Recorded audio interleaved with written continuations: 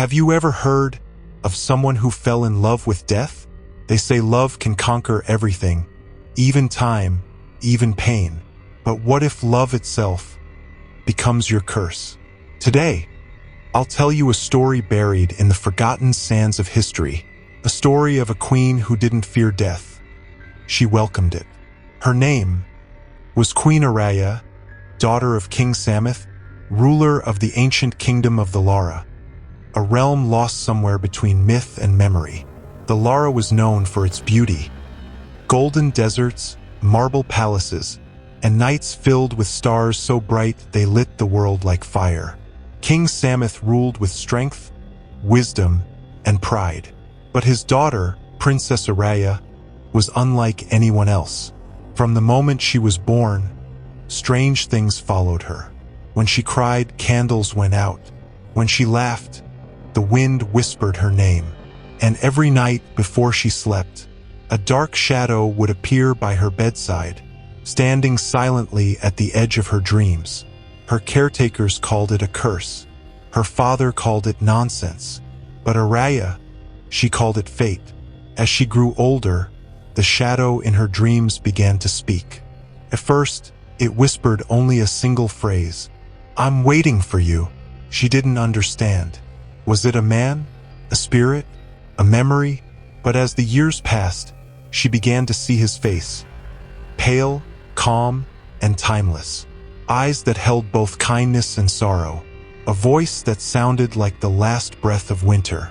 The shadow told her things no one could know. About the stars, about forgotten empires, and about a place beyond life where all things go to sleep. Despite the fear, Araya felt something else, something dangerous.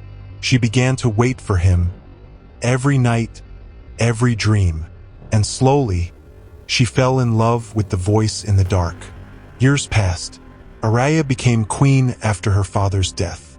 She ruled the Lara with grace, intelligence, and a strange stillness, as if part of her heart already belonged somewhere else.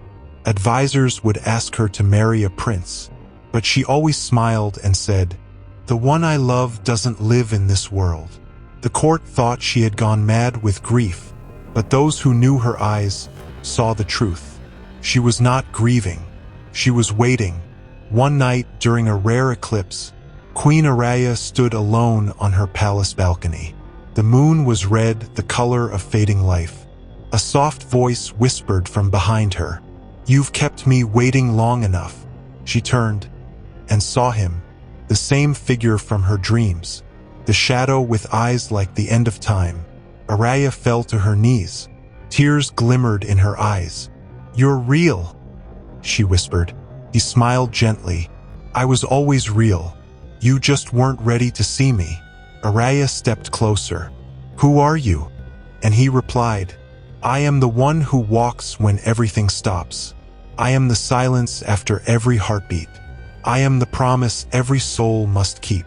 She trembled, but not with fear, because in that moment she knew the man she had loved her entire life was death himself.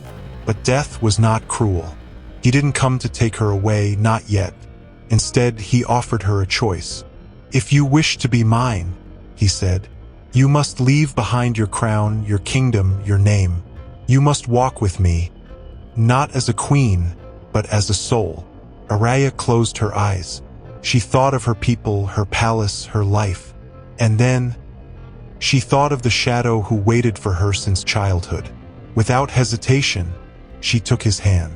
That night, the guards heard a whispering wind rush through the halls. The candles went out. The moon turned black. When they entered the queen's chambers, her golden crown lay on the floor.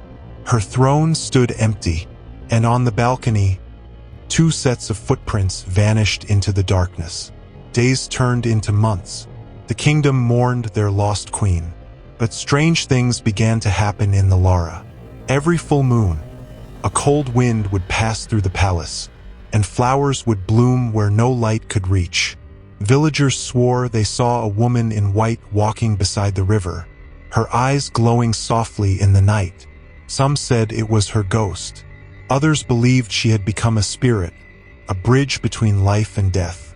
But the old monks of the Lara whispered something even stranger. The queen didn't die. She was chosen. Centuries later, travelers who passed through the ruins of the Lara spoke of a statue standing alone in the desert, a woman with her hand extended, as if holding something invisible.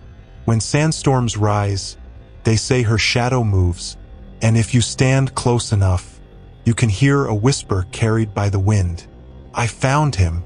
No one knows what truly happened to Queen Araya. Some say she defied death. Some say she became part of it. But every story agrees on one thing. Love so pure, so fearless, cannot be destroyed. It simply changes form.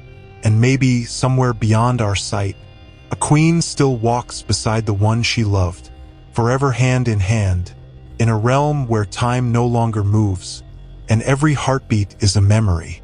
She was the queen who loved death, and in the end, death loved her back.